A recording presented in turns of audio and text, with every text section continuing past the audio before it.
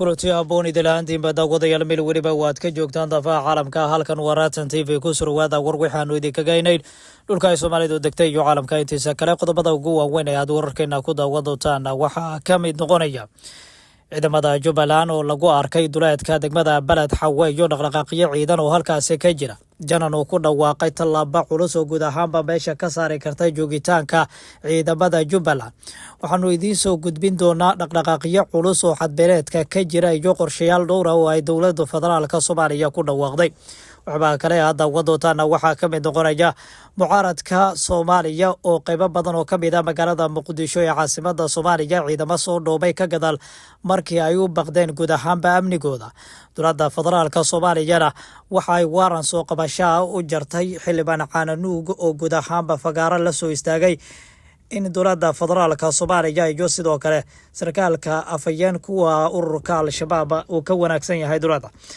isla markaana uu uga dirnacayo talaabadan ayaa dood xooggan ka dhalisay baraha bulshada dowladda federaalka Soomaaliya waxaa la tilmaamayaa in talaabadaasi ay ka jawaabtay isla markaana waran soo qabasho loo jaray xildhibaan Cananuug warar hoose oo la helayana waxa ay tilmaamayaan in guud ahaanba ay doonayso dowladda inay xabsiga u taxaabto soo wadaadayta markaaga kugu horeysay soo booqato halkan subscribe noo saarno la gaar muuqaalkan waad ku maasantahay soo booqashadaada aanu ku hormarno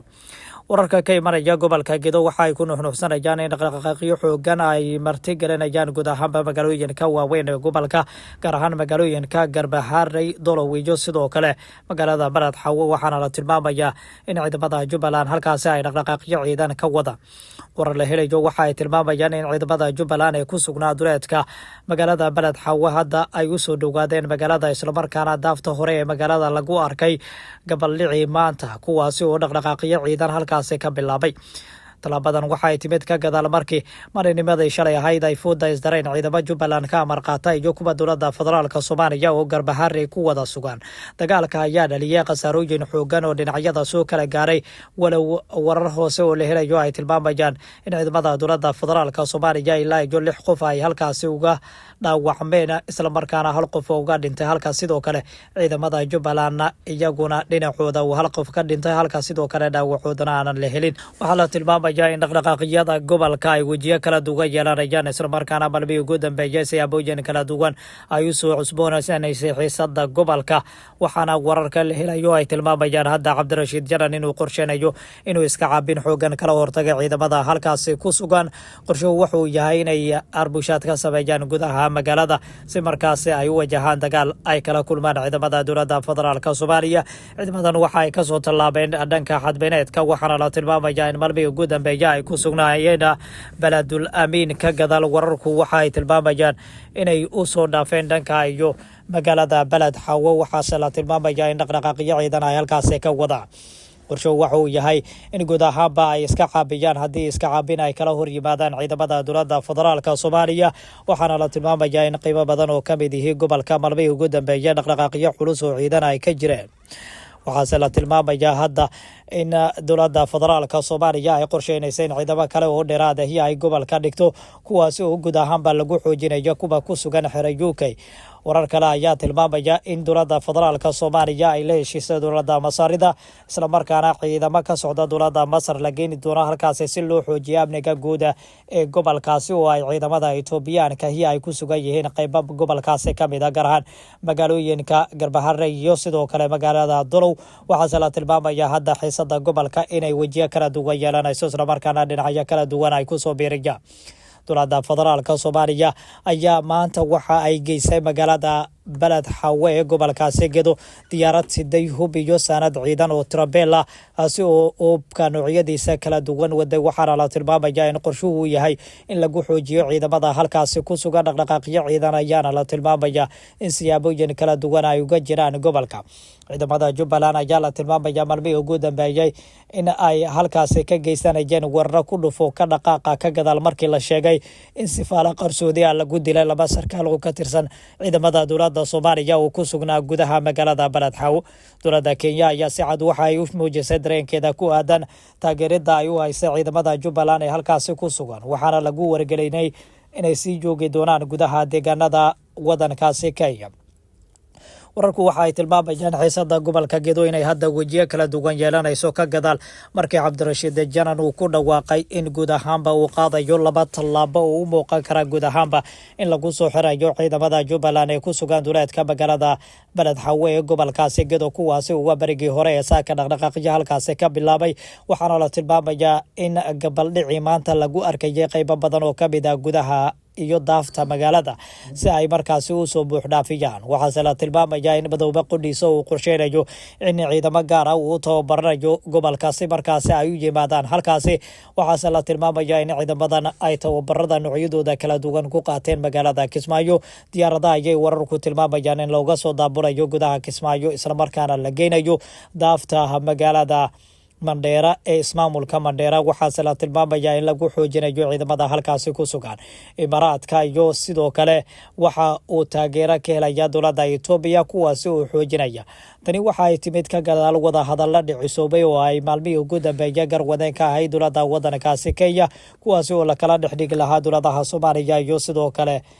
waddankaasi Masaarida ka gadaalna waxa ay doonaysaa in la kala dhigdo guud ahaanba dhinacyada isku haya gobolka Gedo gaar ahaan dowladda Soomaaliya iyo sidoo kale dowladda maamulka Jubbaland waxaase la tilmaamayaa hadda tallaabadu inay xoogaysatay isla markaana dhinacyo kala duwan maalmihii ugu dambeeyay siyaabooyin kala duwan uga shaqaynayeen qorshaha gobolkaasi Gedo waxaase la tilmaamayaa hadda xiisada gobolka inay wajiyo kala duwan yeelanayso hadda waxaa la tilmaamayaa Cabdirashiid Janan iyo ciidamo uu hogaaminayo inay ku sugan yihiin gudaha magaalada Balad Xawe gaar ahaan xera UK halkaasi oo ay iska abaabulayaan waxaa la tilmaamayaa ujeedka ugu muhiimsan inuu yahay inay iska caabin xoogan ay siiyaan ciidamada Jubbaland ee duleedka magaalada ku sugan isla markaana gabaldhici maanta lagu arkay saansaan coladeed ayaana la tilmaamayaa in magaaladu ay bartigelinayso waxaana magala dhinacyadu inay foodaystaan haddii aan la helin xal kale oo markaasi dhinacyadu la kala dhexdhiga wararkeena ayaa daawanaysaan qaybihii ugu dambeeyay ayaanu ku sii shaqeynaa markana mucaaradka magaalada Muqdisho ayaa la tilmaamayaa inay qaadayaan dhaqdhaqaaqyo xoogan oo guud ahaanba ay ciidamo uga qoranayaan gudaha caasimadda Muqdisho walow maalmihii ugu dambeeyay ay dhulatusiyo ballaaran ku soo bandhigayeen qaybo ka mid ah magaalada caasimadda ee Muqdisho gaar ahaan degmooyinka Daynila iyo sidoo kale degmada Karan waxaana la tilmaamayaa in Shariif iyo sidoo kale Xasan Cali Khayre ay halkaasi dhulatus ballaaran ku soo bandhigeen hadda waxaa la tilmaamayaa in mid waliba lagu amreyn beeshiisa ciidamo uu ka keeno si wadar ayaana la tilmaamayaa in ay u qoranayaan ciidamadaasi isla markaana waxaa la tilmaamayaa in ciidamada beel la isugu geynayo isla markaana ay mucaaradka guud ahaanihii ayagu doonayaan in ciidamadaasi ay waardiyeeyaan waxaa la tilmaamayaa isla markaana ay wararku tilmaamayaan gabaldhici hore ee maanta in ciidamo ka amar qaata mucaaradku ay xirteen ilinka laga gala garoonka Aadan Cadde isla markaana dhaqdhaqaaqyo halkaasi ay ka sameeyeen dowladda federaalka Soomaaliya ayaa dhankeedu waxay waran soo qabasho u jartay xildhibaan Caananuug kaasi oo ay sheegtay inuu ku xadgudbay guud ahaanba madax banaanida iyo dowladnimada Soomaaliya isla markaana ku xadgudbay madaxda qaranka waxay sheegeen in madaxweynaha qaranka uu la barbardhigay Cali Dheere oo ah nin markaasi argagixisa isla markaana howdka ku jira muddooyinkii ugu dambeeyay isla markaana dhibaato xoogan ku hayay shacabka Soomaaliyeed waa 15 sano ee ugu dambeeyay waxaa la tilmaamayaa hadda dowladda federaalka Soomaaliya inay doonayso xildhibaan Caananuug in ugu horeyntii xasaanada ay ka qaado isla markaana golaha shacabku ay xasaanada ka qaadaan ka gadaalna waxa uu doonayaa Xasan Sheekh Maxamuud inuu xabsiga u dhaadhiciyo talaabadan ay ku sheegeen dadka faraqaya arrimaha siyaasadda qorshe lagu afjigayo mucaaradku waxa ay talaabadaasi ka muujiyeen cabsi xoogan ciidamada ayaana la tilmaamayaa inay ka qoranayaan magaalada caasimadda ee Muqdisho qorshuhuna waxa uu yahay in la hor istaaga rabitaanka villa Soomaaliya ee ay guud ahaanba meesha laga saaro mucaaradka waxaase la tilmaamayaa in talaabadaasi ay doonayaan mucaaradku in ay hor istaagaan ciidamada Tiraambeel ayaana maalmihii ugu dambeeyay waxa ay ka qoranayeen gudaha magaalada caasimadda ee Muqdisho aanan la ogeyn halka ay saldhigan doonaan guud ahaan intaas ayaan ku soo maraya daawadayaal tan iyo kulan dambe nabadeed